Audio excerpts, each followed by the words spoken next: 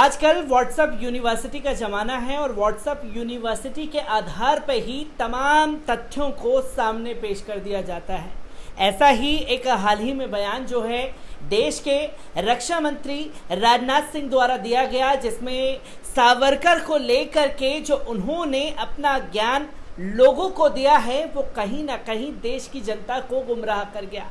राजनाथ सिंह के बयान को लेकर मेरे साथ डॉक्टर रशीक अनवर साहब मौजूद हैं। मैं उनसे ये जानना चाहूँगा, क्योंकि देश के रक्षा मंत्री हैं राजनाथ सिंह और ये कहते हुए वीडियो में नज़र आते हैं कि जो सावरकर थे, सावरकर ने अंग्रेज़ों से माफ़ी ज़रूर मांगी, पर वो माफ़ीनामा जो है महात्मा गांधी ने लिखा था। तो देश कहीं ना कहीं, उत्तर प्रदेश में चुनाव है, सावरकर को वीर बताने की कोशिश की जा रही है। कैसे इन सारी चीज़ों को आप देख रहे हैं? देखिए, बीजेपी के लोगों के पास चाहे वो राजनाथ सिंह जी हों चाहे योगी जी हों, उनके पास कोई मुद्दा तो है नहीं। जहाँ तक सावरकर गॉडसे का सवाल है, ये लोग जो संघ से जुड़े हुए लोग हैं, ये वीर सावरकर को और गॉडसे को ये अपना आदर्श मानते हैं। जिसने आज़ादी दिलाई, बापू ने, महात्मा गांधी ने, जिनको हम बापू कहते हैं, सारी दुनिया उनकी इज्जत करती है। जिन बापू ने हमें आज़ादी दिलाई, उनको मानने वाले को ये आदर्श मानते हैं। कैसा संगठन है ये संघ का कि जो लोग बापू जैसे लोगों के कातिल को आदर्श मानते हों। अब आप समझ लें कि वो उनका क्या किरदार होगा, क्या करैक्टर होगा। आज वीर सावरकर और इसको नाथूराम गॉडसे को मानने वाले लोग जो हैं, वो आजकल अचानक उभर करके आए हैं। ये एक बीजेपी की नई पॉलिसी आई है, संघ का नया एजेंडा आया है कि जो लोग ऐसे थे उनको हम आदर्श पेश करें। मैं कहता हूँ कि क्या जनसंघ के कार्यालय पर क्या हमारा तिरंगा झंडा फहराया जाता है? नहीं। ऐसा क्यों है? इस तिरंगे झंडे का वो तिरस्कार नहीं है, बेइज्जती नहीं है। तो ऐसे लोगों से बहुत सावधान रहने की ज़रूरत है। ये हिंदुस्तान को नफ़रत की आग में झोंकना चाहते हैं।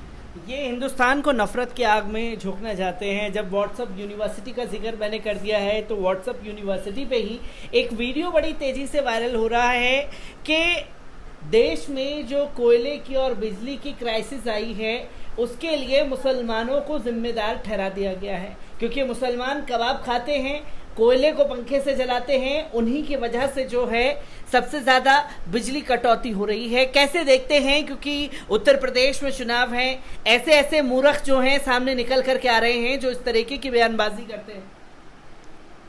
अरे भाई, सरकार जो यूपी सरकार है, जो केंद्र में सरकार है, वो बीजेपी की सरकार है, डबल इंजन की सरकार है। आज डबल इंजन की सरकार में इंजन को ही कोयला नहीं मिल पा रहा है, तो इसका दोष मुसलमानों पर थोपा जाएगा। अगर मुसलमान बेचारा कबाब खाता है, कबाब की खुशबू आप देखें, अगर कभी आप कबाब वाले के पास से गुजरेंगे तो उसकी खुशबू इतनी भीनी होती है कि आदमी का मन ललचा जाता है। तो ये जो गधे हैं, ऐसे लोग हैं, बेहुदा लोग हैं, जो ये कह रहे हैं कि साहब कोयले पर दहका करके और फिर उसके सामने बिजली का पंखा लगाया जाता है और फिर कबाब सेके जाते हैं। इन गधों से ये पूछा जाए कि उनमें कितना का कोयला खर्च होता है, कितना। पहली बात तो ये कि कभी कभी तो वो पंखे से ही, हाथ के पंखे से ही उसको जल दिया जाता है और फिर उसमें कबाब सेके जाते हैं। तो ये अंधभक्ति है।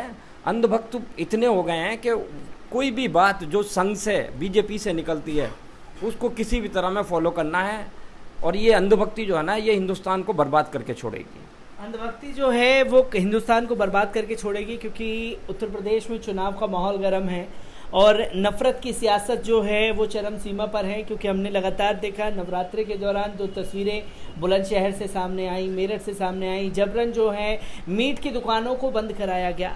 जो लगातार हम देख रहे हैं कि एक नफ़रत का एजेंडा कहीं ना कहीं भाजपा को सेट करना है, और उस नफ़रत में मुसलमानों को जितना रडार पर रखा जाएगा उतना वोट बैंक का पोलराइजेशन होगा। क्या 2022 में जो ये मानसिकता है वो कामयाब हो पाएगी?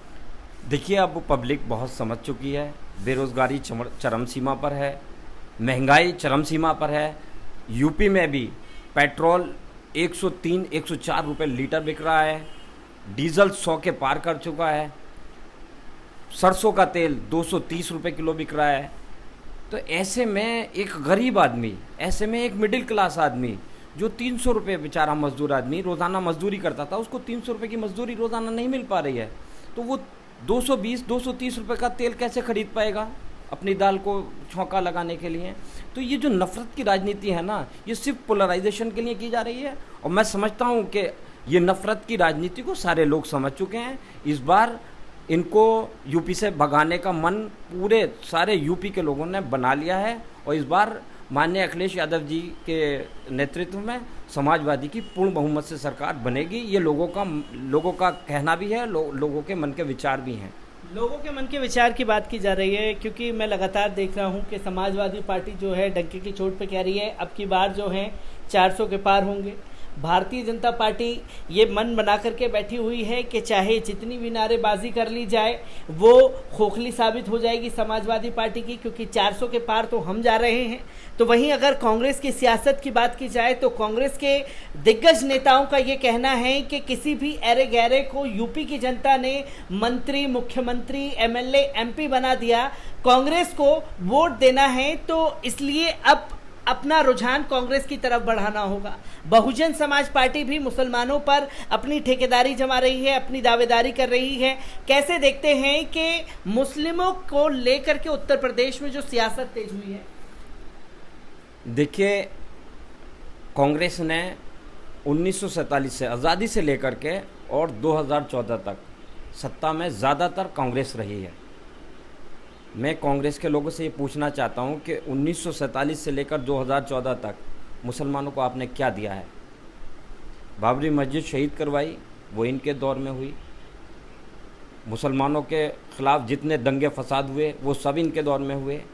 रघुनाथ मिश्र, कुंडू कमेटी और जितनी भी शैक्षिक योग्यता और सोशल स्टेटस देखने के लिए जो इन्होंने कमेटियाँ बनाई थी वो सब इन्होंने बनाई। क्या उसको इन्होंने इम्प्लीमेंट किया उन 70 सालों में? सबसे ज़्यादा नुकसान अगर किसी ने पहुंचाया है तो कांग्रेस ने मुसलमानों को पहुंचाया है, क्योंकि मुसलमान कांग्रेस से लगा रहा और ये मुसलमान के बगल में छुरा लगा करके और उसको भोगते रहे। तो सबसे ज़्यादा नुकसान तो कांग्रेस ने पहुंचाया मुसलमानों को। आज जो मुसलमानों की मौजूदा हालात हैं वो सिर्फ कांग्रेस की वजह से हैं। अगर इन्होंने, मैं आपको क्योंकि मैं अलीग हूँ, अलीगढ़ यूनिवर्सिटी से मैं पढ़ा हुआ हूँ, और अलीगढ़ यूनिवर्सिटी के लिए हम जैसों की अगर जान भी चली जाए तो वो भी कम है, क्योंकि मुझ जैसे एक गरीब बच्चे को उस यूनिवर्सिटी ने पढ़ाया है, उसका माइनॉरिटी कैरेक्टर आज तक उसमें लटका हुआ है। अगर कांग्रेस चाहती तो उसके माइनॉरिटी कैरेक्टर पर कुछ ना कुछ फैसला करके वो मुसलमानों के हक़ में कर सकती थी, लेकिन क्योंकि मुसलमानों को सिर्फ वोट बैंक बना करके रखा उन्होंने और मुसलमानों का सिर्फ इस्तेमाल किया और उनको बदले में कुछ नहीं दिया गया। क्योंकि रशीक साहब, मैं ये भी जानना चाहूँगा, क्योंकि अगर बात की जाए उत्तर प्रदेश में भाजपा और तमाम चीज़ें, तो एक प्रोपागेंडा चल रहा है वो अलग है, क्योंकि लगातार मेन स्ट्रीम मीडिया पर भी लोगों की नज़र बनी हुई है। 2022 के चुनाव को भुनाने के लिए बड़े बड़े नामों को टारगेट किया जा रहा है, जैसे कि मौलाना खलीम सिद्दीकी साहब जो हैं 1 हफ्ते 15 दिन तक मीडिया की सुर्खियों में रहे। अब मौलाना खलीम साहब के नाम को साइडलाइन कर दिया गया, और इसके बाद जो है आर्यन खान को लेकर के कहीं ना कहीं शाहरुख खान को टारगेट करने की कोशिश की जा रही है। कैसे देखते हैं कि ये सिर्फ ये दिखाना चाह रहे हैं कि मुस्लिम जो बड़े नाम हैं उन्हें भाजपा के राज में टारगेट किया जाएगा और हिंदू मुस्लिम का पोलराइजेशन किया जाएगा? देखिए, जहाँ तक मौलाना कलीम सिद्दीकी साहब का सवाल है, मौलाना कलीम सिद्दीकी साहब के गांव के तक के लोगों ने, जो नॉन मुस्लिम्स भाई हैं हमारे, उन्होंने उनकी तारीफ़ की। इन्होंने जब ये देखा कि नॉन मुस्लिम्स उनकी तारीफ़ कर रहे हैं तो इन्होंने मुद्दे को शिफ्ट कर दिया, आर्यन खान को ले आए। आर्यन खान को लेकर के कहीं ना कहीं शाहरुख खान को टारगेट किया जा रहा है।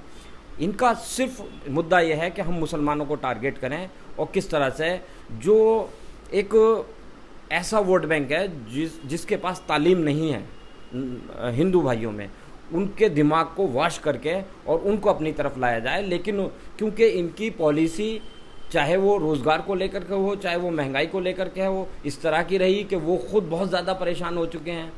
जिस सिलेंडर को इन्होंने उज्ज्वला योजना के तहत सिलेंडर दिया था, आज उन उज्ज्वला योजना के तहत सिलेंडरों में गैस नहीं भरवा पा रहे हैं वो लोग। 1000 रुपये का सिलेंडर है आज के वक्त में, कौन गरीब आदमी 1000 रुपये का सिलेंडर भरवा करके अपना चूल्हा चला लेगा?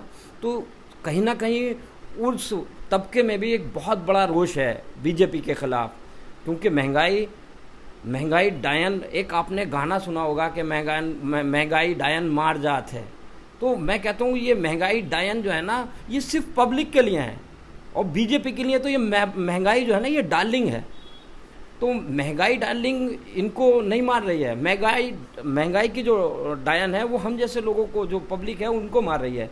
बीजेपी वालों के लिए तो ये महंगाई जो है ना, डार्लिंग बनी हुई है इस वक्त। डॉक्टर रशीक साहब हमारे साथ मौजूद थे, जिन्होंने तमाम मुद्दों पर अपनी खुल करके राय रखी, और कहीं ना कहीं 2022 का जो चुनाव करीब आया है, तो मुसलमानों को चुन चुन करके निशाना बनाने का सिलसिला भी जारी हो चुका है।